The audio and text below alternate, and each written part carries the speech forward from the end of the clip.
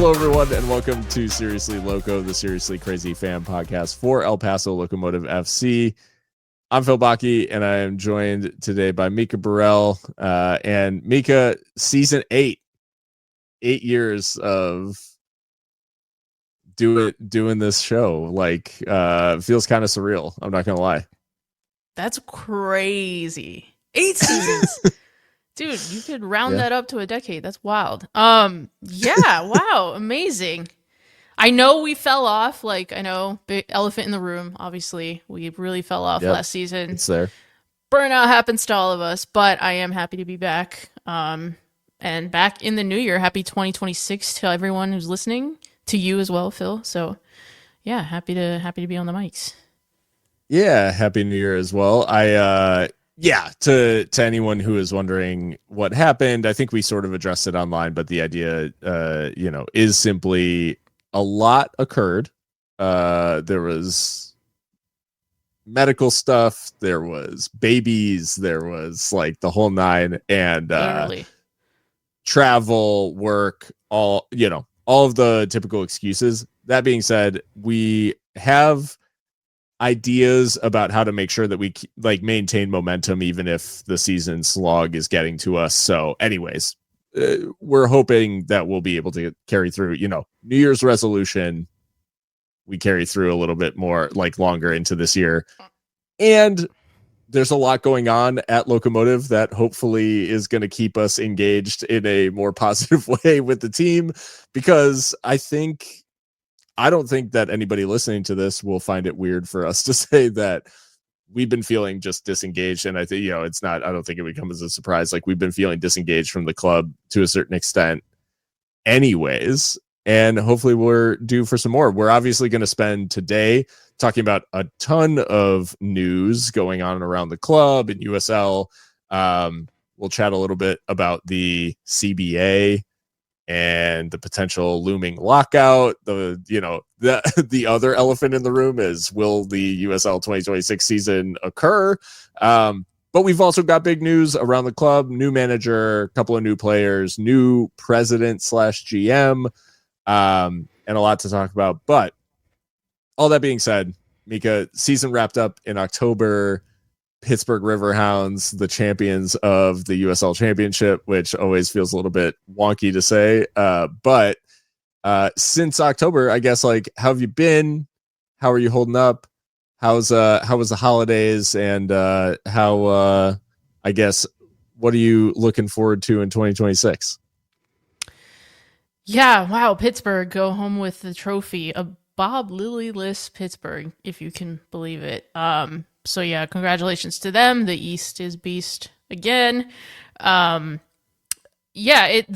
off season has been good. It's gone by very quickly. I mean, we're sitting here in January 2026. What even is that?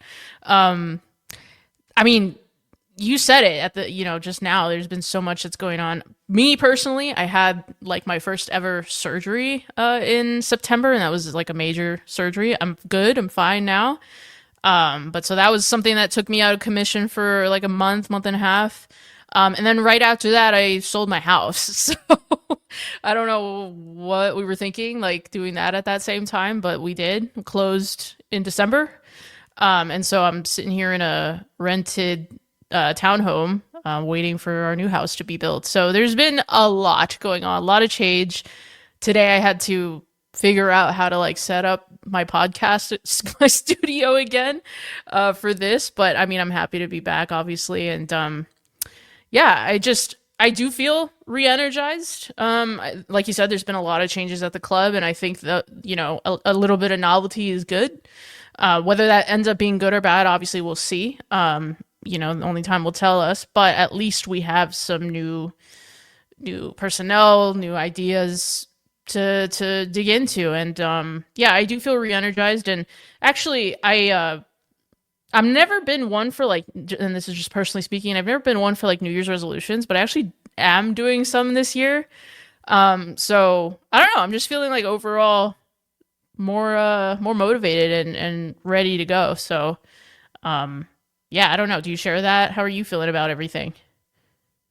Yeah, I feel pretty good headed into the new year. I think a combination of like taking some time off around the holidays and kind of decompressing a little bit from what has been like a quite crazy work period. And I will say, like, one of the things that I do find difficult is when work stress gets really high, it's really tough to like then push into, like, even though this is something that in theory should be like fun and a bit of decompression in and of itself, the idea of like, you know, navigating all that work stress and then coming back and being like, okay, we got to record and we got to post the podcast and we got to like do the cover art and the whatever, like, and it's just like all this stuff that just becomes like quite overwhelming. And I think like getting back to this as a outlet versus like a chore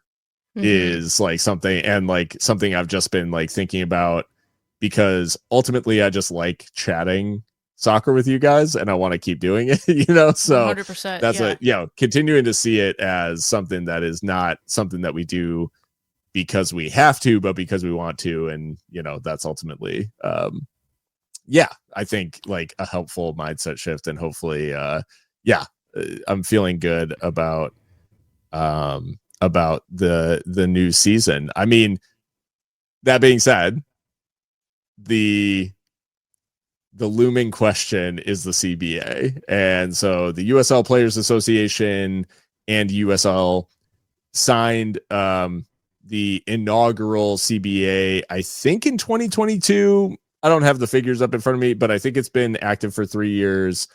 And it was essentially this like introductory CBA that was, hey, you're now collectively bargaining for the players, and like a real CBA will come at sort of the expiration of this inaugural CBA, which, set like a floor, like a contract floor and some very, very basic stuff. This season, the CBA expires. The players have been very vocal about the fact that they're after some very kind of, I guess, what you would call like basic things like health insurance, guaranteed health insurance, year-long contracts instead of season-long contracts. As we know, the USL runs March to October. They want the contracts to cover the length of the whole year rather than the length of just a season. And some salary minimum adjustments, all that sort of stuff, in protecting the players. And the reality is that in negotiation and collective bargaining with the owners, they have not been able to find common ground yet. And as of 2 days ago, midnight on the 31st, the CBA expired. And so we are technically now in a strike, lockout, I guess, whatever you want to call it. It doesn't matter right now, obviously. In the offseason, in the strictest sense, players are still signing contracts. There's still movement in the market, all that sort of stuff.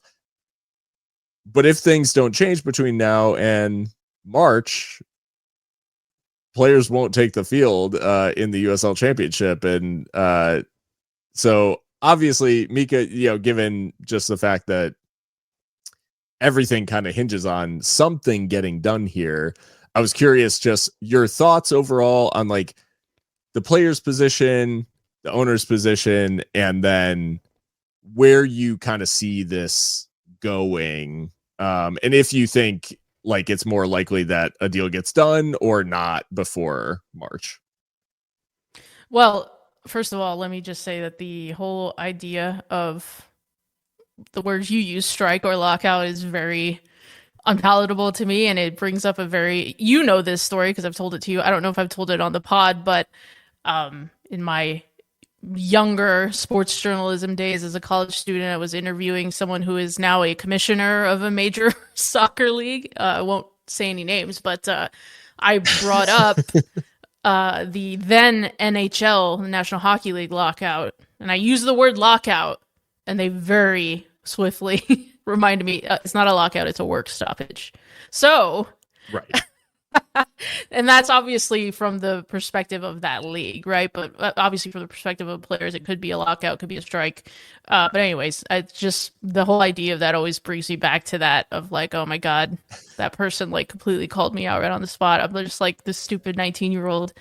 No, but as for USL and the collective bargaining agreement, which did expire a few days ago, I personally have hope that they will come to some kind of agreement. Maybe not a full, like, comprehensive collective bargaining agreement, or maybe they won't get everything they want necessarily in this first round. But I am hopeful they'll come to something because I feel like USL is on the precipice of like something really big. I mean, we've had, promotion and relegation mooted. More eyes are on this league. More talent is being identified in this league and making impacts at the highest levels, e.g. Diego Luna. And so I feel like USL, it would really behoove them to get something done with the players because the interest is extremely high right now, relatively speaking, of course. And then with the 2026 World Cup, which we are hosting as one of the host nations, if you want to, remain relevant on the world stage or, try to continue building that relevancy, I might say instead, you got to get something done because we got to play. And so I am hopeful that will happen. And ultimately, at the end of the day, too, I think the players are very motivated and they want to play. They don't want to lose a season. There are a lot of internationals, in this league. Maybe not all of them are going to be at the World Cup with their nations, but still, a lot of them also want to showcase what they can do with, maybe more scouts are going to be out here because of the World Cup, whatever. I mean, there's knock-on effects everywhere you look. So I do think that it would behoove both parties, but especially the league to come to some kind of agreement with the players. And I mean, have we actually seen any reporting about like an actual work stoppage, or is it just like technically right now we don't have a collective bargaining agreement in place, but I suppose they could still go back to what it was before that. Obviously, no one wants to see that happen, but have we seen any kind of actual work stoppage being like mooted? I haven't seen any reporting that is like there is a work stoppage. Mm-hmm. The Players Association has talked about the fact that if there's not a CBA in place, there will be a work stoppage. Okay. But it's all been very hypothetical up to this point. And they didn't treat, I don't think the Players Association treated, New Year's Eve as like a doomsday clock of any sort. I think they're choosing to allow it to breathe a little bit. And then I would imagine the pressure as we like get later into January and into February, like I think they're, and players start reporting for preseason and stuff like that. Yeah, that's when I do think it's going to start to get a little messy, because I do think that there will be players that like if the union starts telling players like, hey, stop showing up for practice and stuff, it's gonna be that's gonna be where it gets a lot tougher for the league to continue, I guess. Well, what do you make of the demands of the players? Yeah, I think the one that they've really harped on this offseason has been the health insurance. And I do think, as most like people in America that are insured not on like a government plan like Medicare, Medicaid, or, maybe Marketplace, I guess, a majority of Americans are insured through employer provided health coverage. Like I would say that makes up a vast majority of insured people in the country.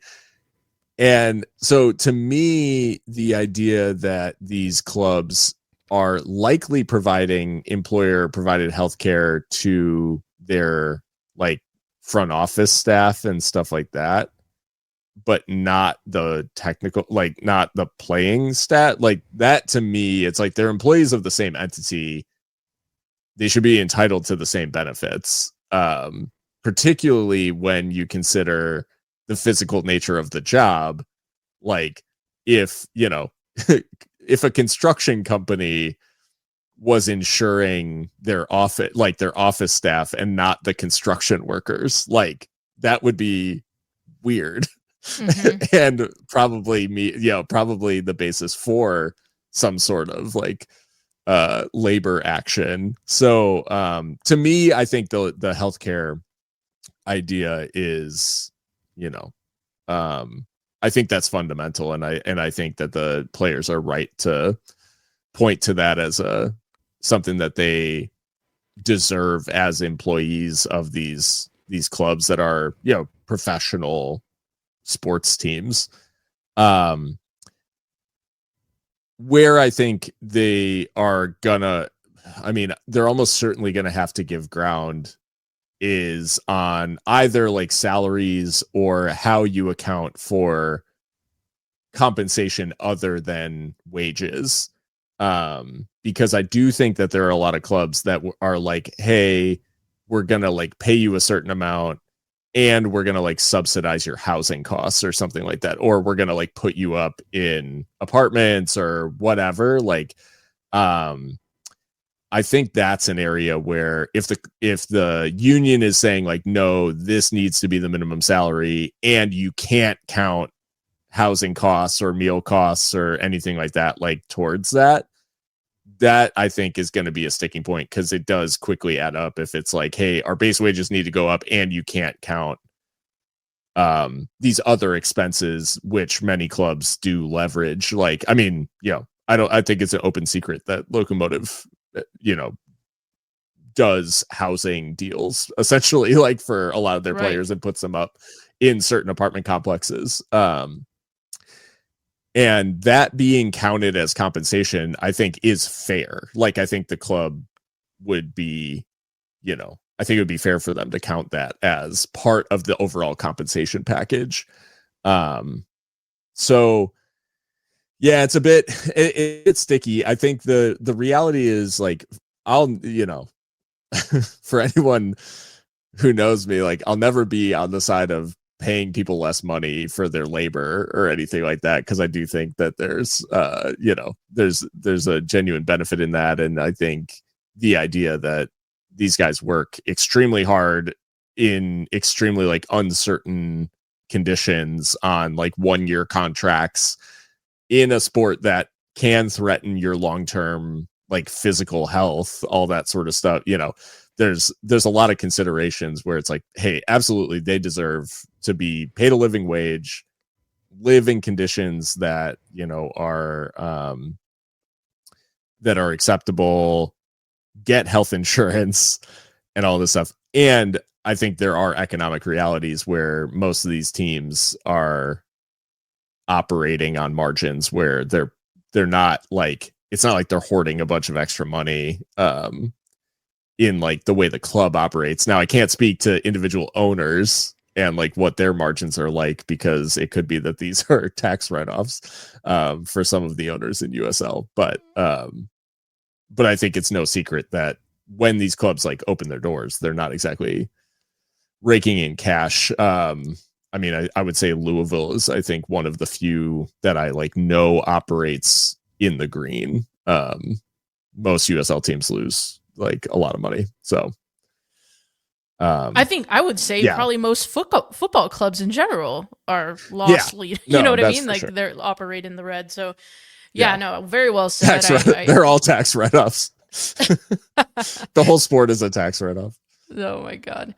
I think you're spot on there. It's for better or worse, most likely worse, that is how it works in the US. Your health insurance usually comes through your job, and I think it's completely reasonable for the players to expect that. I mean, there's no beating around the bush, though. Healthcare, the premiums are outrageous. So I do... Oh, yeah. Economically, you're right to point that out as well. And if they want to... I think there might be some room to bargain on that of like, okay, we'll like split the premiums or something. Like that'll be part of your, your compensation, Yeah. which, for a lot of folks, and again, I by no means am I like employer gung ho or anything, but that is a form of compensation that a lot of people don't ever see on their pay stub because it's just covered when it's really like in the thousands of dollars a month.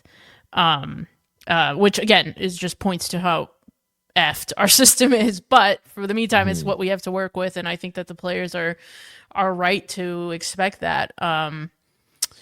But ultimately, though, like, are you hopeful that something will get done and we'll have a 2026 season kicking off in March? I do. I think ultimately the owners, I don't know if they feel it right this second, but I do think USL as an entity and the owners that make it up will eventually see this as like a work stoppage. I think they should see as potentially existential for the league.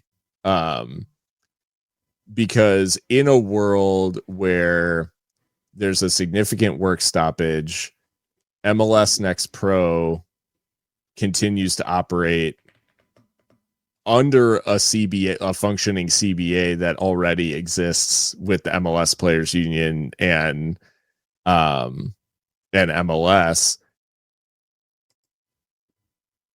Players flock to, like, the talent from USL goes to MLS Next Pro, gets poached. Like, if there's any sort of significant work stoppage, they can get these guys in. And you have this sort of like drain of USL Championship sort of talent, plus people we've seen, I mean, firsthand in El Paso, like, I mean, people's attention is constantly being fought over. And if you're not sort of in people's face with, this is what we have going on and what we have to offer, and here's why you should come support us, and here's why you should be coming to games, it can like fade quite quickly. Like the interest can fade quite quickly. And I think if USL does not have the minerals for like to lose a season. Yeah. Like they don't have, to borrow from Stadio, they don't have the vitamins to lose a season and come out the other side like fine. Like, I do think that eventually all parties involved will see it as like potentially existential. I think what's happening right now, in my opinion, is this like brinksmanship of who's going to blink first, like who's going to cave, and both sides feel like it's going to be the other side. And I do think that there will be maybe more good faith bargaining over the next month that gets them closer to a deal. I don't know. I'm optimistic based on the business that some clubs are doing. I'd find it highly shocking if the conversations internally like weren't more positive, because between what Tampa Bay is up to and Lexington, like there are some clubs. New Mexico United, like they are splashing. Yeah, they just signed a really good player. That actually breaks my heart. That specific signing really upset me. The lad from Tormenta, is that right? Yeah, Tormenta, yeah, in League One. Niall Reed-Steven, I think is He was like a 25 goal involvement player last year. Hate that. yeah, he's unbelievable, and tricky winger, pacey, like the type of guy who has harmed Locomotive in the past. Oh yeah, no, you're right. You're right to point out that it seems, anyway, on the face of it, that the clubs are kind of business as usual. So, yeah, we'll see, I guess. We absolutely shall. But if there is a season, Locomotive will be led by Benny Feilhaber. I mean, record Junior scratch. Gonzalez. Yeah.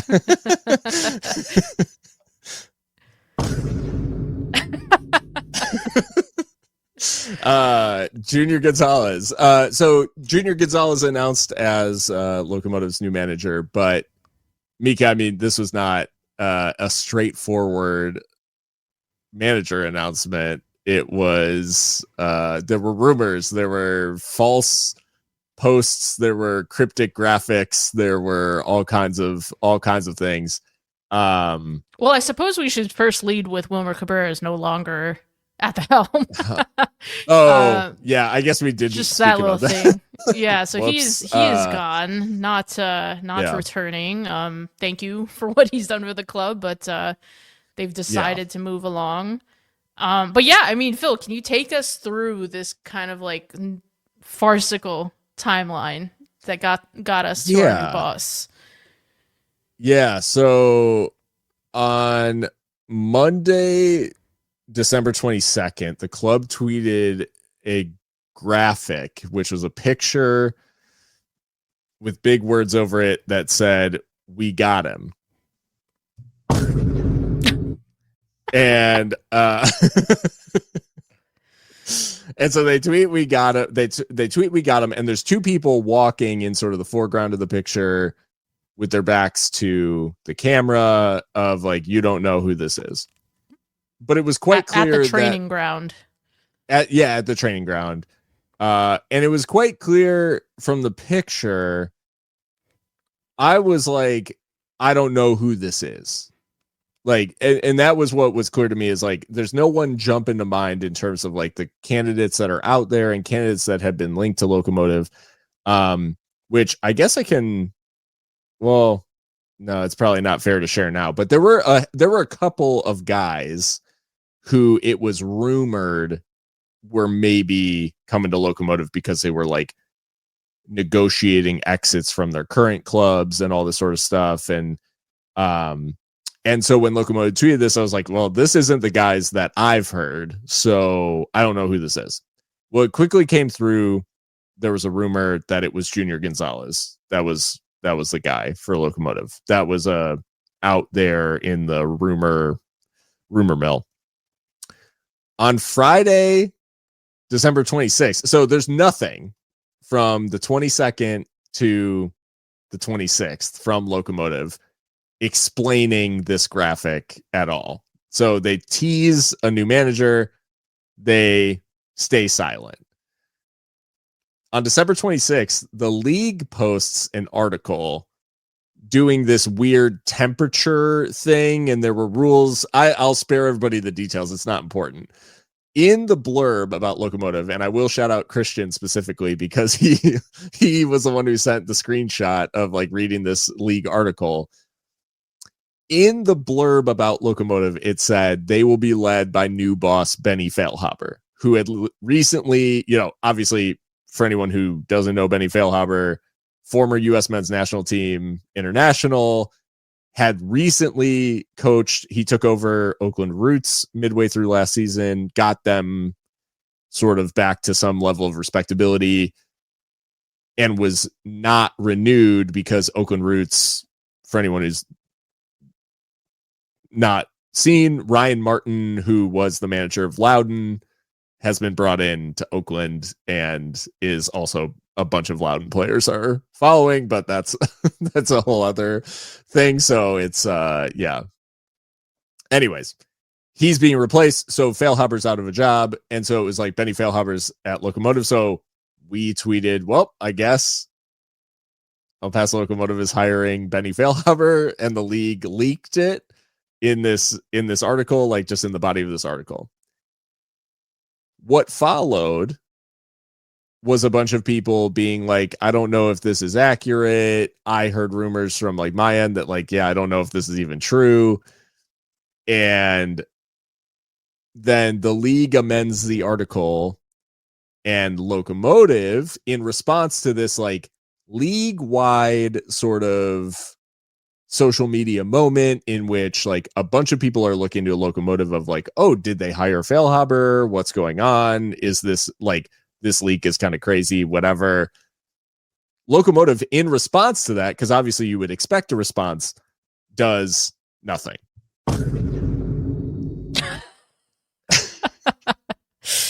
And so it's complete radio silence. Like there's nothing out there. They don't make any sort of statement. And there were a couple of things out there about, oh, well, the timing of Junior Gonzalez's contract and all this sort of stuff. But what was interesting is that LAFC 2, where Junior Gonzalez had last been, he was coaching in MLS Next Pro. They had already announced his departure. That they thanked him for his service, and they had already announced it. So it wasn't like there's going to be any issues with that. Because there were some people who were saying like, well, maybe his contract doesn't end till the end of the year and they can't announce it until the first type deal, like legally speaking. Well, that wasn't true, because on Monday, the 29th, Locomotive announces Junior Gonzalez as the new manager, having the only address of the Feilhaber thing that ever came through was someone within the club talked to Duke Keith, the voice of Locomotive, and was like, and confirmed that it wasn't going to be Feilhaber and that there would be an announcement on the 29th. They announced Junior Gonzalez. And I think in a way to soften the whole like mess, also announced the signing of Rubio Rubin like the same day, to try to like get as much good stuff out there as possible. This to me was like, I understand that there are complexities around hiring, contracts, announcements, press, all this sort of stuff. When the Feilhaber leak happened, to me, there's no excuse for saying nothing. Like, I understand if you want to be coy about it, if you want to be like, if you want to joke, right, post memes, whatever, but do something. Because the idea of like, hey, we know that this leak is false, but we're just going to act like this isn't happening, when it's sort of the only attention the club has gotten from the broader league media. Mm-hmm. In any significant way, like, and I mean both in a like social media sense and like league figures were interacting with our posts about this, who typically don't. To me, I just don't understand the club's thinking in, hey, this is all going on and we're just gonna like let it happen, and let people speculate and let people like go wild, because we know in a couple of days we're announcing a different coach. I just don't get why they didn't do something to calm the overall vibe. And to me, that's what more so concerned me about this whole saga, versus any of the complexities. It's like, this is something that Locomotive has, like, they have priors when it comes to trying to act like something's not a problem. That's what gets me about it. And that's why I didn't like that they tried to act like nothing was happening. Yeah, and I do have some sympathy for Locomotive, because it's like the literal league caused this, right? And it's like, that is like that is tough. But at the same time, it's also like, well, now you, unfortunately, like, you have the choice of like taking control of the narrative. And I think like a cheeky little like, all will be revealed in due time, like some joke, something would have been better than nothing, just because I think it's just giving disorganized. You know what I mean? Like, if you are operating on a plane where the league that sanctions your club that you play in thinks that you're hiring someone that you're not, there's some level of disorganization there that is now being revealed to everyone. And Locomotive already have that reputation, and they have priors, as you said. And so that's what I didn't like about it, is like, okay, it's not Benny, that's fine, but like the fact that the literal league is saying this and you're saying nothing is crazy. And you know, the league ended up being wrong, but they got that from somewhere, surely. So, and maybe they weren't wrong. Maybe they were just, you know, maybe something changed. I don't know. Right. But either way, like it is unfortunate that like someone else started the narrative, but you could have taken control of it. And just, you know, a little cheeky joke, like, you know, good things come to those who wait. Something, I don't know. Just to show that like you're in control and like don't worry about it, you know? Any sort of meme. What was the year? Do you am I misremembering? Wasn't there a year where at the Oscars somebody announced the wrong person as winning like best picture? Oh or yeah, best like best picture, like something big. Yeah. Something huge where they just straight up said the wrong one and then had to be like, oh, actually, it's this. Like, just do that. Right, where it's like, you don't have to slap Chris Rock, but like you can do something else. Exactly, like just do a meme. Yeah, I thought it was I thought it was a little bit clumsy in that, you know, they had a moment to sort of seize the attention of the league because everybody was like, "What's going on with this?" And it's like, you've got the spotlight, do something. When they didn't do anything, it was odd. And I think the idea that like, oh, well, there's just kind of like a lot going on and these things are very complicated and all this sort of stuff. It's like, yes. And no one's saying that you needed to like make the announcement or, you know, accelerate anything that you were already planning. I just find it really odd that like they were ready to make the announcement Monday the 29th and not ready to say anything Friday the 26th. Like that to me, it's like, how far away could you have possibly been? Right. And like, was it a DocuSign? Like, did somebody need to click a DocuSign and that was like that was what was the hurdle or whatever? Anyways, I just think there's a lot. There's a lot there. That being said, I do want to talk about Junior Gonzalez as the new incoming manager of Locomotive, because this is a guy that like we have experience with in the sense that like, you know, he was at RGV and then LA Galaxy 2. And specifically, now I don't think this was like on the podcast, but I do keep referencing it just because I find it so fascinating that he did eventually end up here.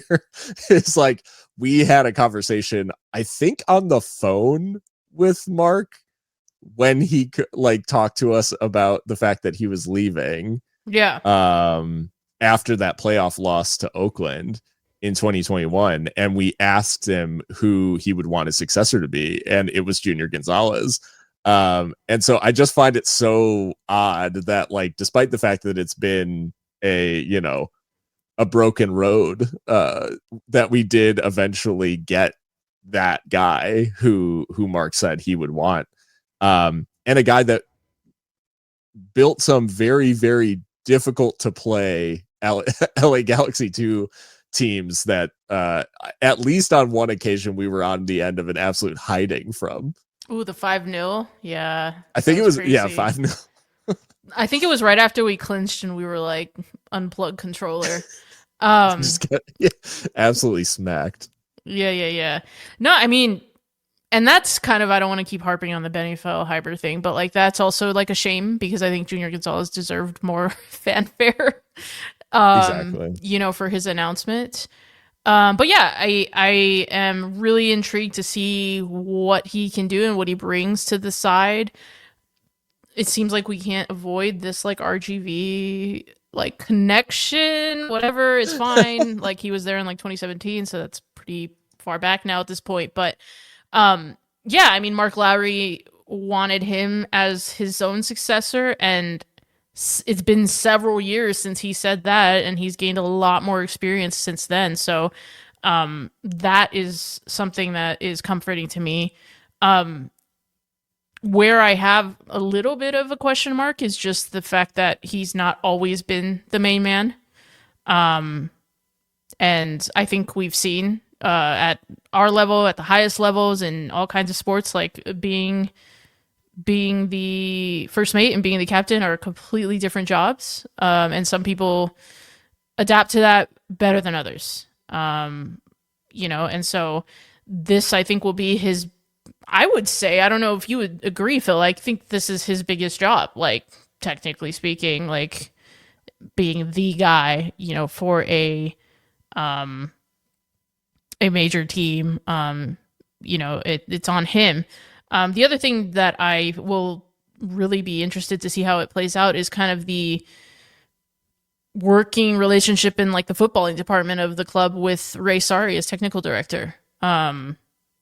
Do they have priors with each other? I mean, how is that going to work? Because Ray has been, a fixture at the club at this point, right? He's seen through many kind of phases of this Locomotive post Mark. And so I'm interested to see how that works, and who's really going to be the one taking the reins of like recruitment, talent ID, negotiations, etc.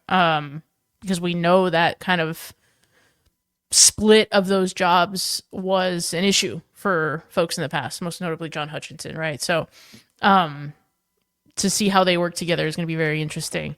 But yeah, I mean, you're right. He's coached some difficult to beat sides who definitely can give you a game. He's worked in organizations that are, win now types of teams. I mean, LAFC burst onto the scene when they came into MLS, and he was part of that organization. So I have no doubt that he's going to bring, like a winning spirit to this team. But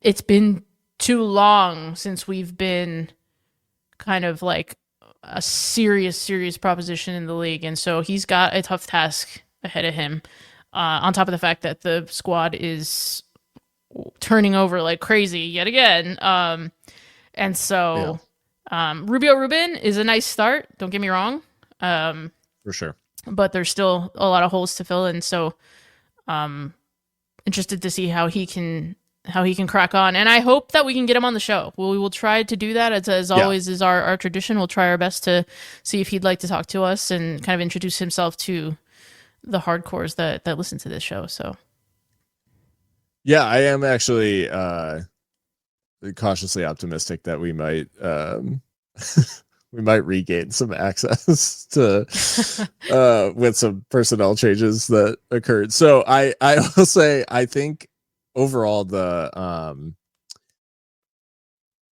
I like the move. I agree with you that this is going to be his biggest test, in the sense that he's always either been the assistant or he's been the manager, like the manager of a reserve side. Right. And I do think the pressure that comes with managing a USL Championship team that is, its own organization and the top side and the main event. I do think that's something that he'll have to get to grips with. He's been exposed to a lot of, like, when you like look at the guys that he's been the assistant to, there's a lot of really respected names within both like USL and MLS, where, it's like, he worked with John Hackworth in the USA youth national team system before he was he was Siggy Schmid's assistant manager, Guillermo Barros Scalotto, Dominic Kinnear and Ezra Hendrickson, like all guys who have big sort of pedigrees within the game and have been around and, managed MLS, all that sort of stuff. Wilmer Cabrera, right? Yes, actually at Chivas USA. Yeah, so I mean, Wilmer's coaching, a big name too. Let's be real. Absolutely. Yeah. So all of that being said, we've had guys with pedigree who have not worked out. So like it is, it is not a guarantee of success, and it will take him like really putting his stamp on things. I do think the Rubio Rubin signing, if we could talk about that for a second. So Rubio Rubin joining from Charleston Battery, having spent last season there after he joined from Querétaro, I think, in Liga MX. So he joined Charleston. It was a very, very big hype signing. I think from what I had heard, El Paso was in the race at that time, which does make me think that this is a Ray Sari signing in the strictest sense, because I do think that we were in for him when he joined Charleston ultimately. I think we lost out just because Charleston was building,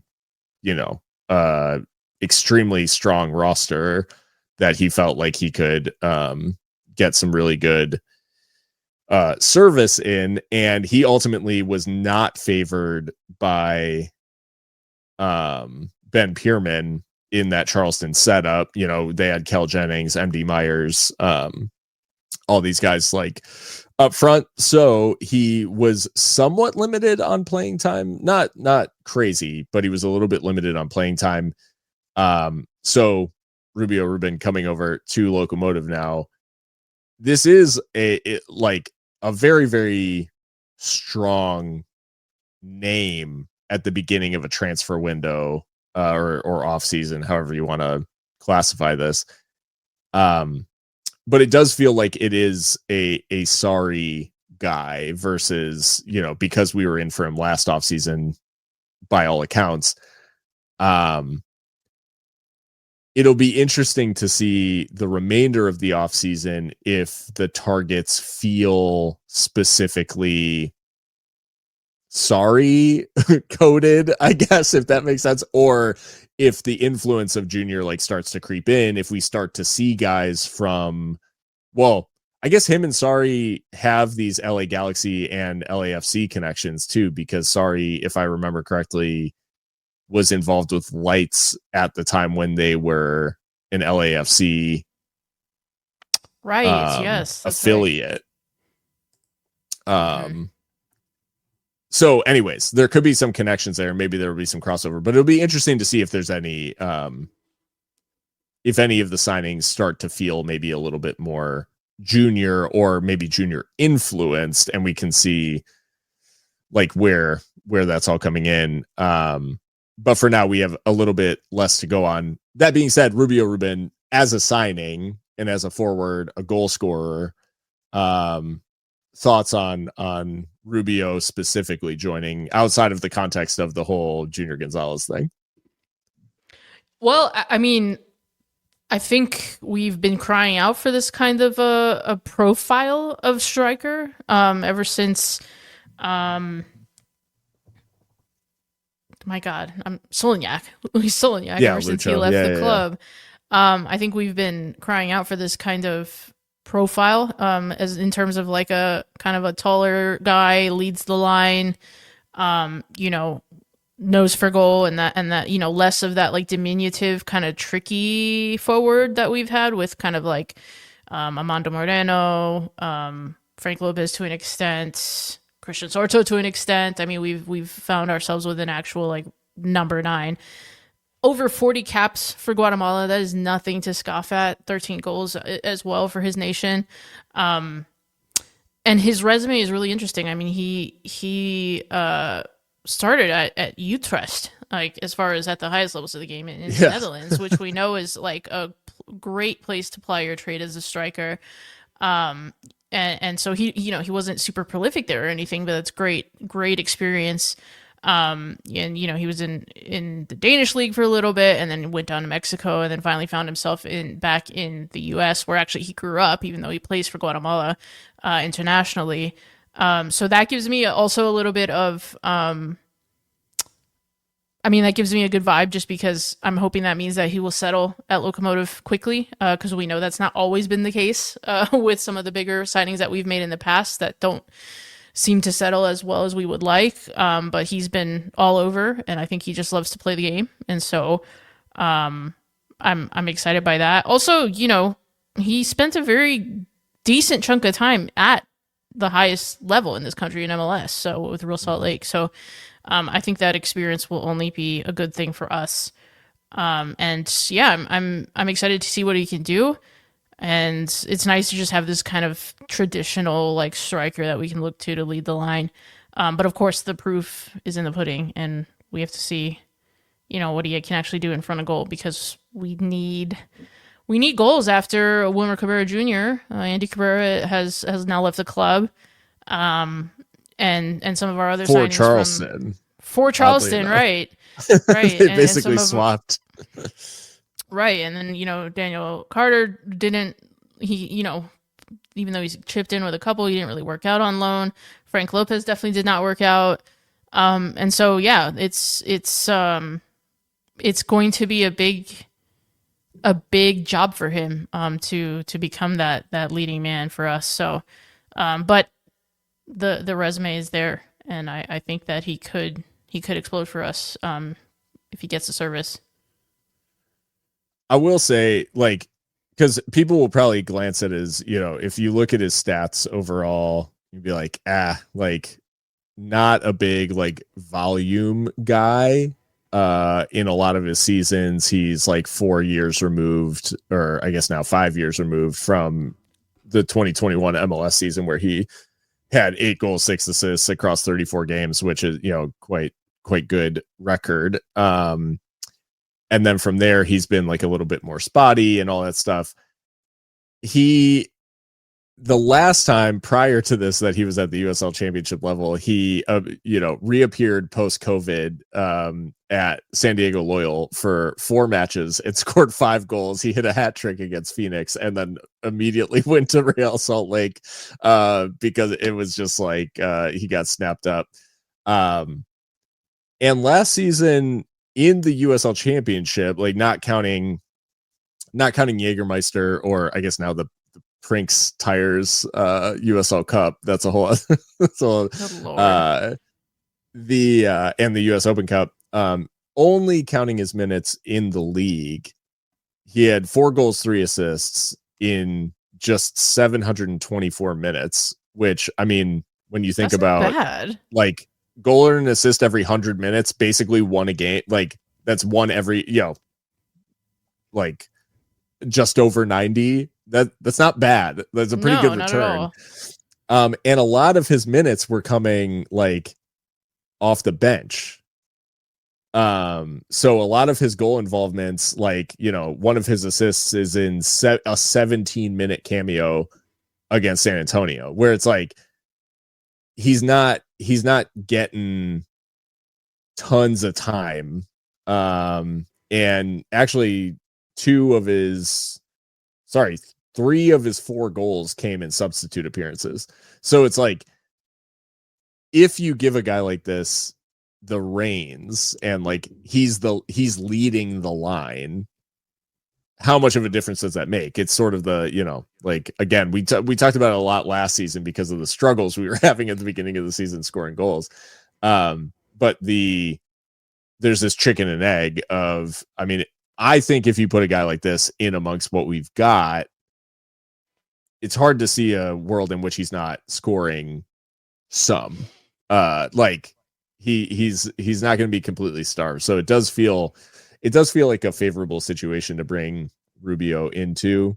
And I'm kind of glad that he's betting on himself a little bit, it feels like, in that I'm sure Charleston would have kept him around and he wasn't content to be like a bit player in a really good team. Like, he wants to be that guy, and we need someone who wants the ball, like, and wants to be the main character in these games, and take games by the scruff of the neck, so to speak. Yeah, absolutely. I think it's an exciting signing, but I don't know. I can't, if this wasn't your question, but I just can't go past like who's going to be playing in goal. that needs to be the next thing to drop, because I'm a big believer in building from the back, like not just in possession, but literally like on the roster. And losing Jamali Waite is huge. And so I'm just really waiting with bated breath to see what we do there and what solutions we find. I mean, I peeped John at USL Tactics free agency article, and I wasn't like super gassed on anyone available. Like, I've always thought like Siaha would come play for Locomotive at some point. I don't know why, he just feels Locomotive coded, but like, yeah. I don't know. I mean, he was at Monterey, which our new GM just came from there, so I don't know. But yeah. Anyway. Their new starting keeper from last season is off to Riverhounds in a Jamali Waite connection, Nico Campuzano. It was announced today that he is off to Riverhounds from Monterey Bay, so we did not get their guy there. There's a couple of guys kicking around League One still. I'm actually kind of surprised that there was this whole saga with Sean Lewis, where Sean Lewis, who long time admired goalkeeper of the pod, Sean Lewis. Oh my God, yeah.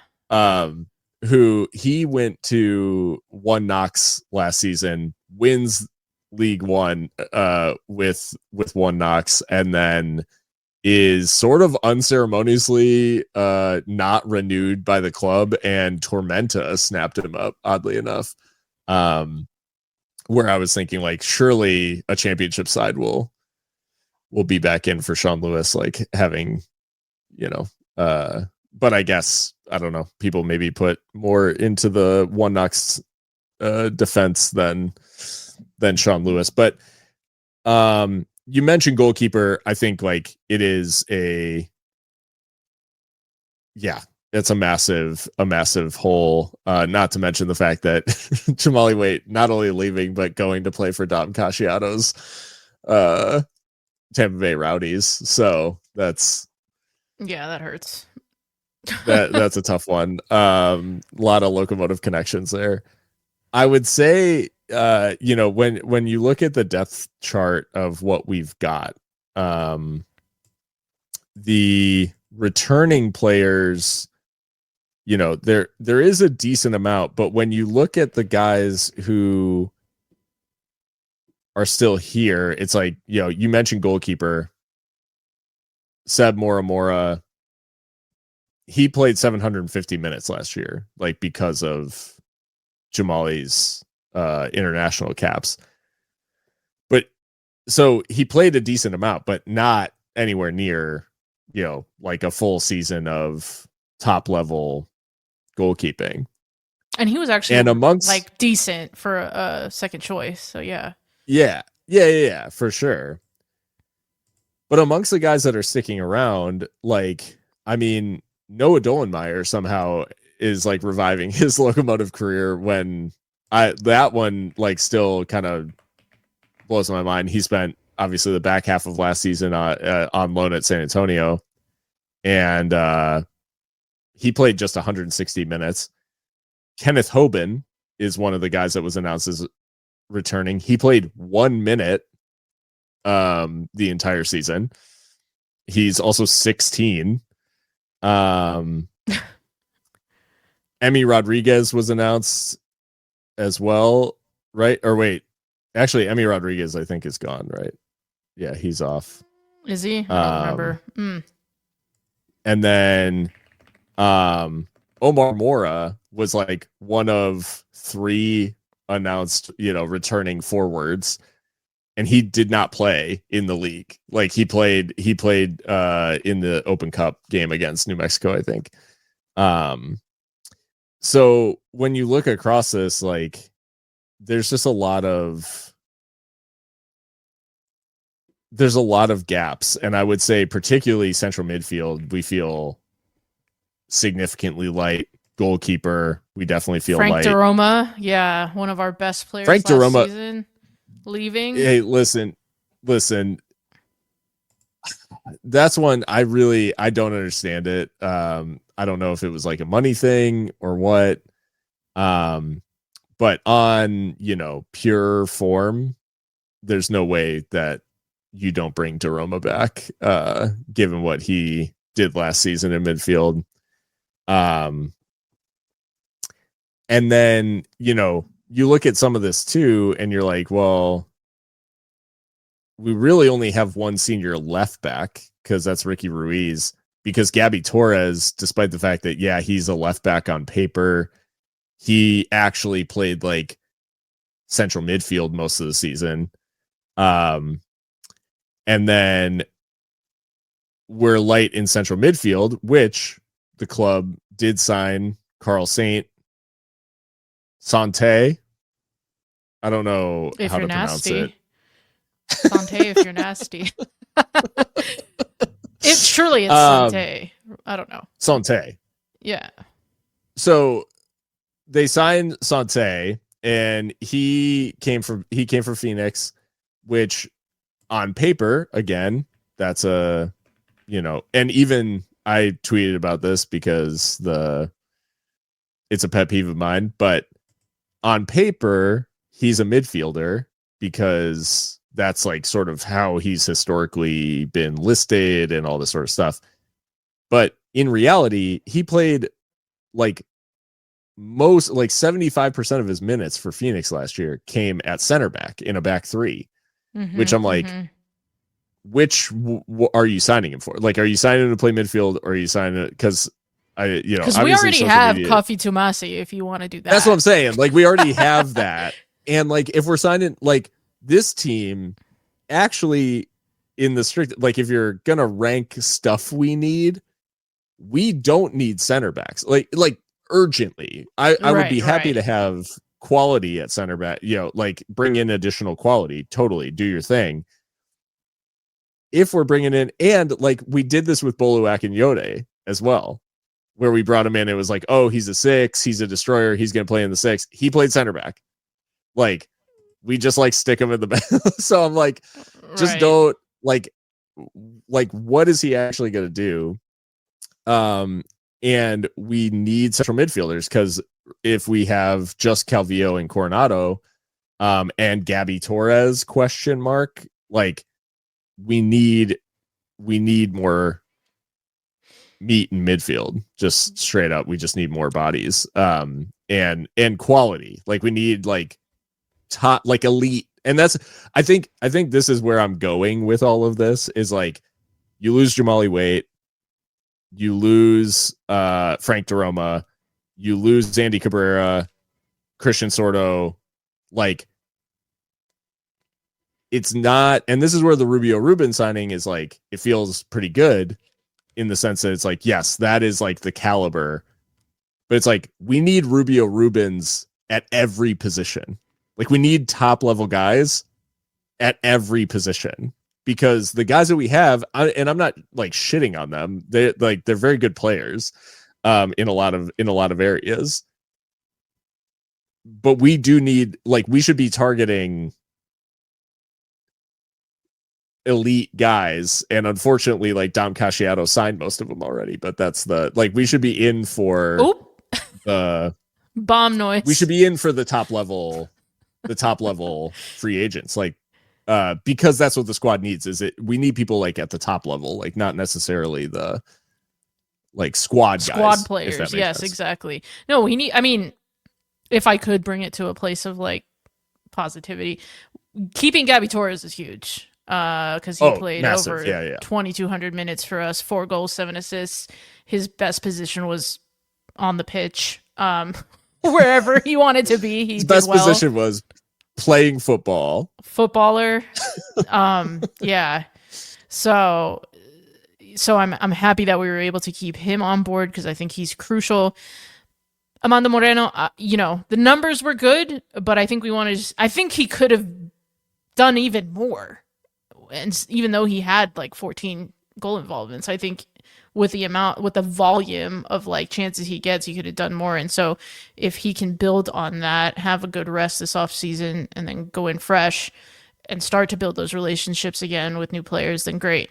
The continuity in midfield is good, but you're absolutely right. We need like at least one like elite signing, if not 2 there.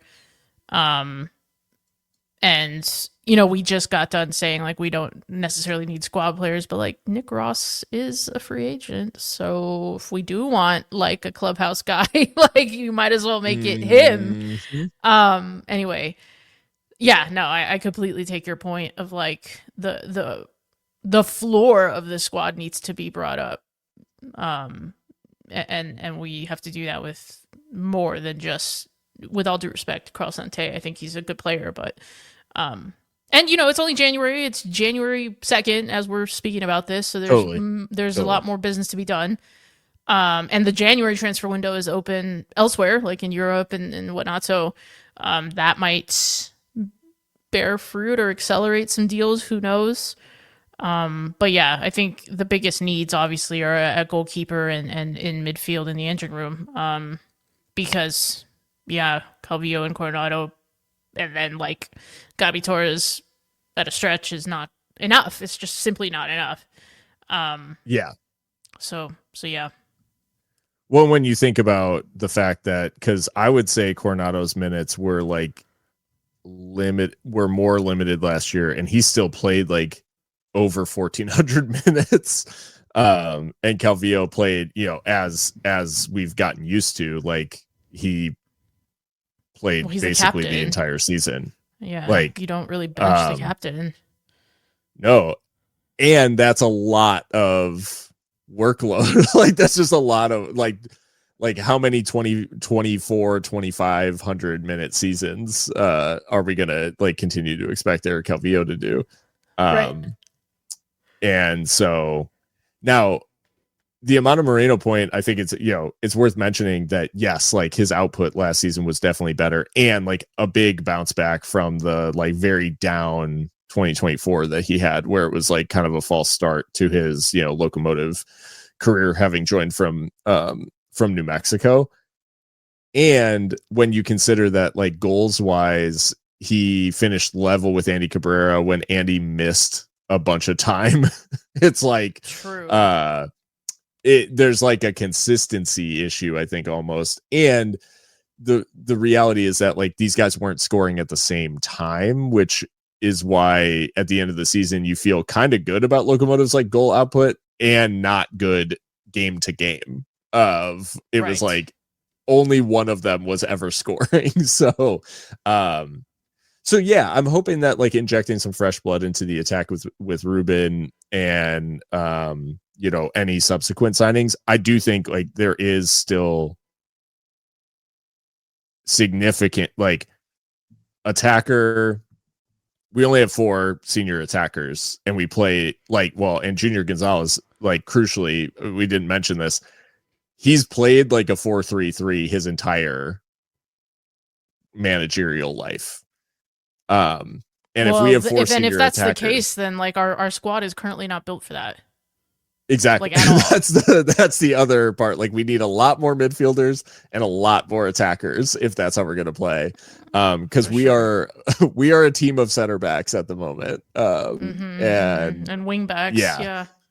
Now the Carl Sante signing could make a lot of sense if you're going to play a traditional 4-3-3, because I would say neither Calvillo nor Coronado are a 6. So if you're signing Sante as like, hey, I'm playing a 6 in a 4-3-3, that makes sense to me. And but at the same time, neither of them are a 10. So it's like, does he use 2 8s? Well, yeah. Does he use an 8 and a 10? Like, it's we did. It's gonna be interesting. Yeah, no, it will be interesting to see how it actually shapes up. I think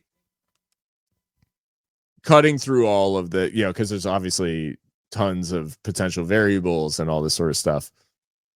I think the key for Locomotive this year is avoiding having to do this again, right? Like the key is, can we, without any sort of like, is this the long-term plan, or is this the guy, or is this not the guy? Like, can we navigate a season in which there is continuity in the roster for the coach to implement a tactic that has continuity from one season to the other? Because I would argue that we literally haven't had that since 2020 to 2021.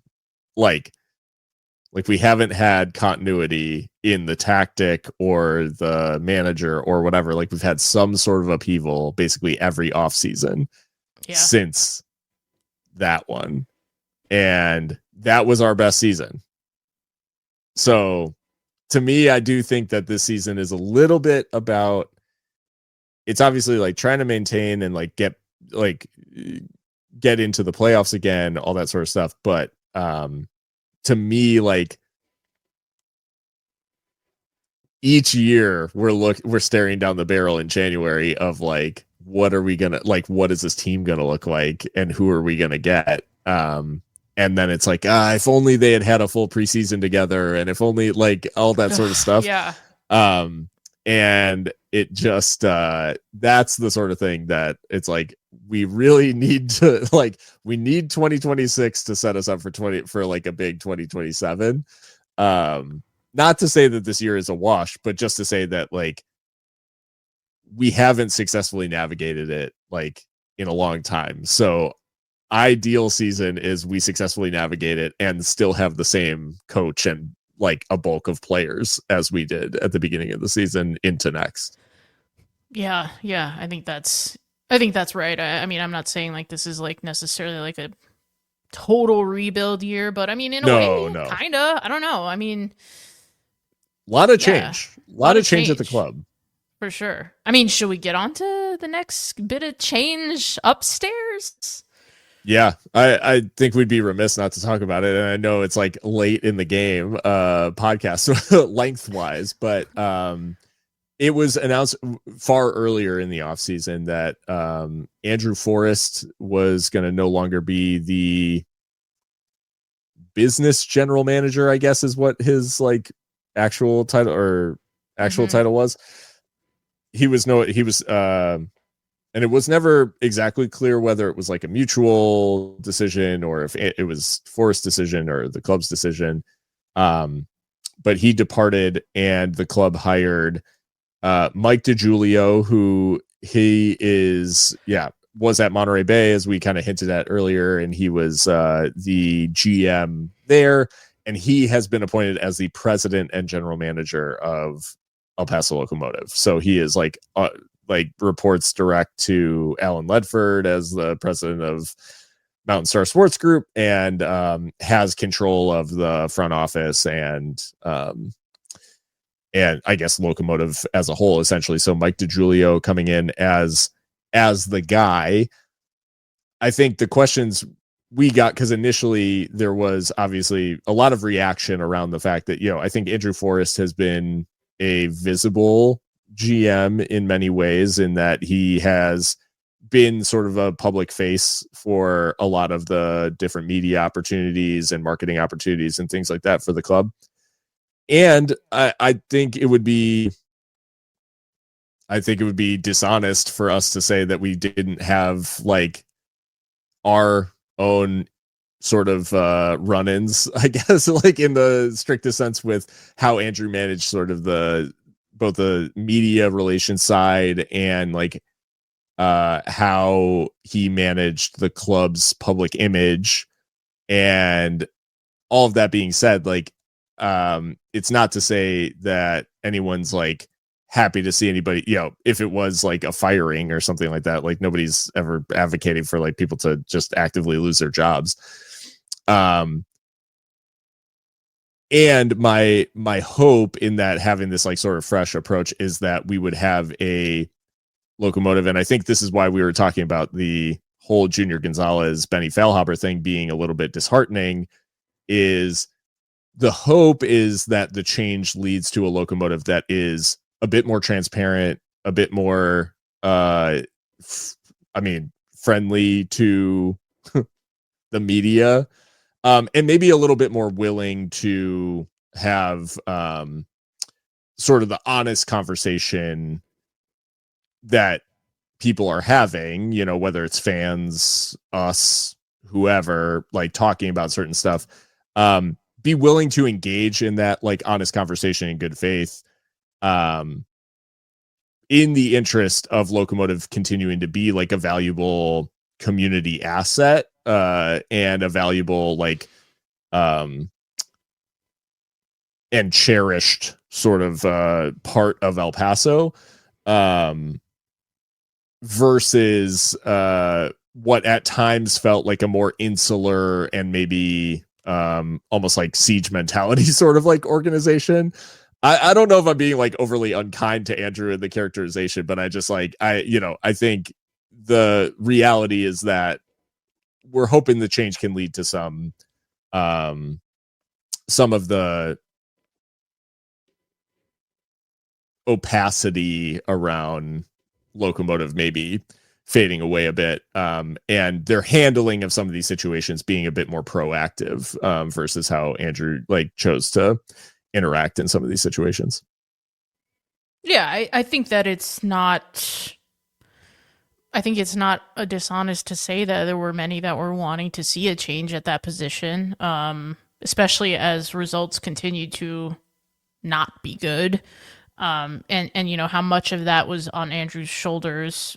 We could debate about that, but I think a lot of it, some of it was, of course. And I think it was time for a change. I might be misremembering, but I thought it was put out there that he wanted to move closer to family, and that's fair enough. So perhaps it was a mutual thing, but either way, I think it was time. I think there might have been like a staleness at front office level in terms of like new ideas.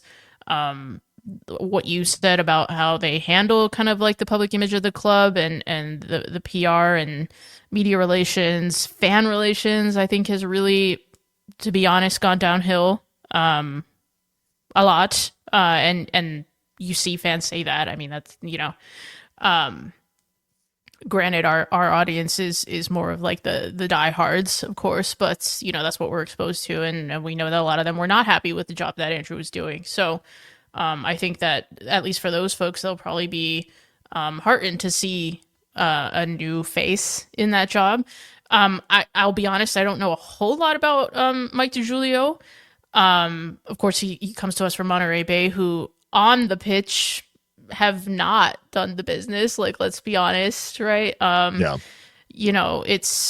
that's ultimately what you're judged on in this business, and he'll know that better than anyone. It's about results. And sure, he'll be taking over the mantle from Andrew from a business development perspective, but you are, I would argue, a better product to sell when you are winning, right? And so that's the onus is going to be on him in that sense too, in the football league sense. So it's on him and Ray Sari and Junior Gonzalez to come to some kind of understanding about how they're going to move this club forward, because there's just been the standards have been far below. Like, it's just been not good enough. And so that kind of concerns me a little bit, just that he's not, let's face it, he's not coming from a club that was successful on the pitch. And so obviously there's no telling what he'll do with us. I mean, presumably he has a bigger remit here and possibly like more support financially than he might have had in Monterey Bay. I'm not sure, but that does concern me just a little bit. And just, some of the like reputational things that I've heard is kind of a mixed bag. But of course we can only give him a chance and see what he'll do. And he has, I feel comfortable saying he has reached out to us and wants to have a conversation with us. So I'm sure he's excited to introduce himself to the fans in that sense.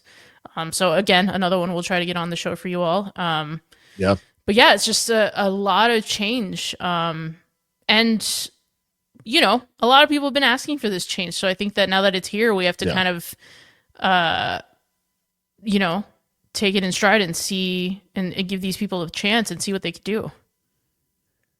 I think I speak for a bulk of the fan base too, where Mike, I don't know exactly where your limits are in terms of what hiring and other decisions you have.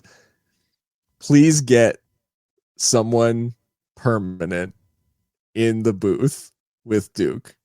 Duke does an incredible job. But there are weeks where he's just out there alone and unafraid, and he deserves to have an engaging person there next to him in the booth to call the games with.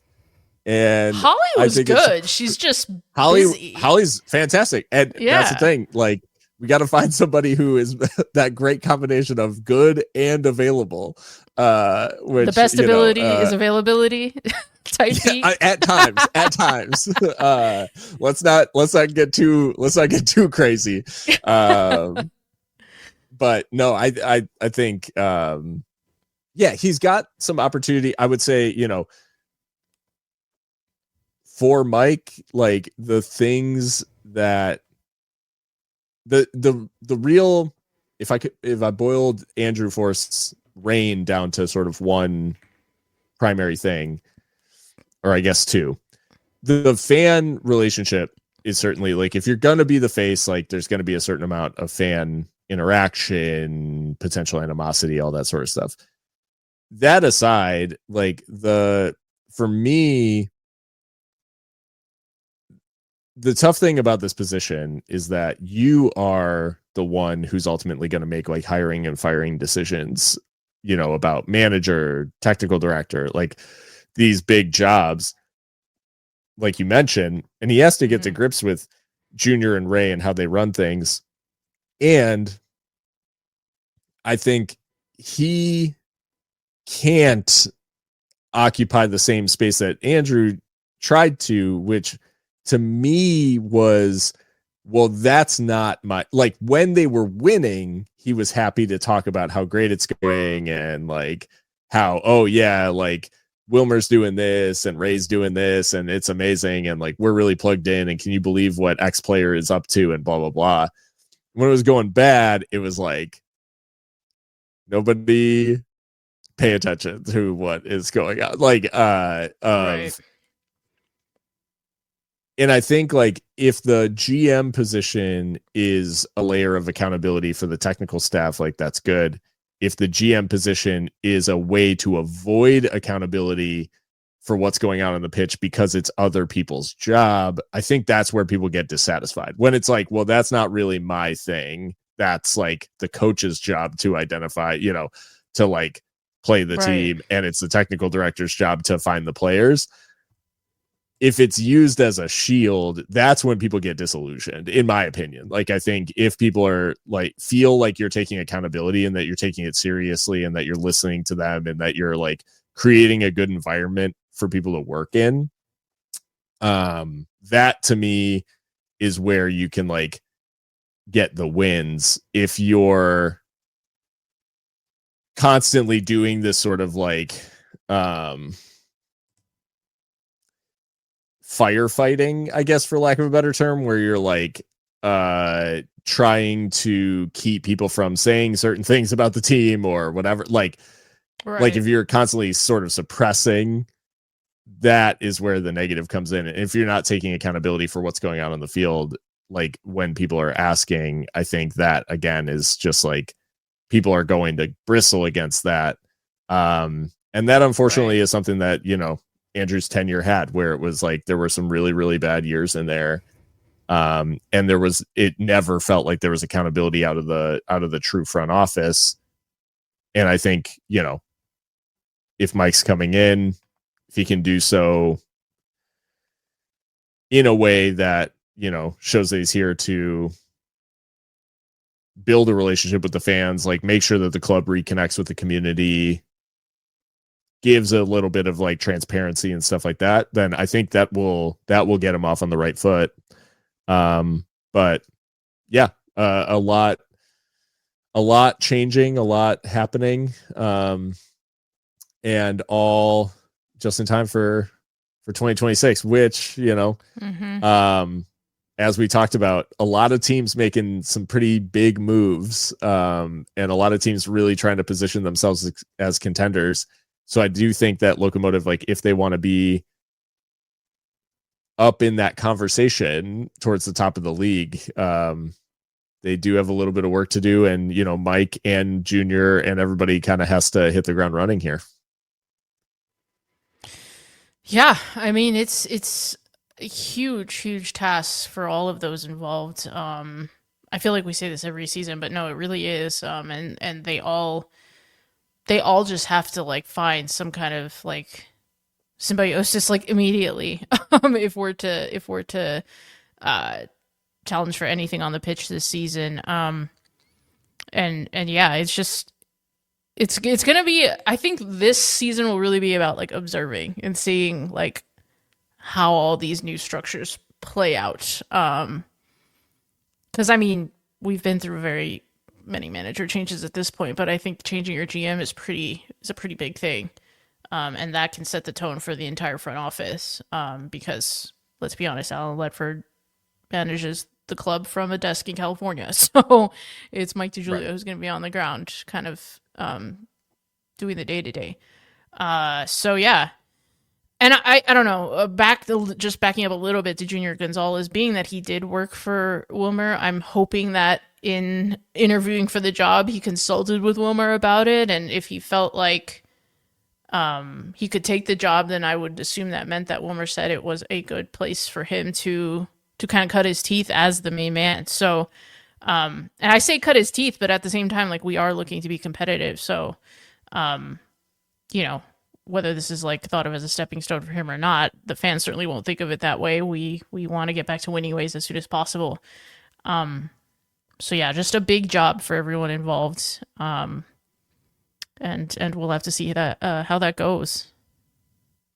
Yeah, it'll be a very very big season. A lot to keep an eye on, and you know, this is our way of kicking it off, but it won't be long before we have preseason stuff to talk about. There will be obviously new signings. There's going to be hopefully a CBA in the near future. So there will be plenty to talk about on our road into 2026. But yeah, I think that about does it for us here today at Seriously Loco. And yeah, follow us on all the podcast platforms, download, subscribe, whatever the platform allows. Rate us if you can, and we'll be back next time to talk more Locomotive. But until then, stay loco.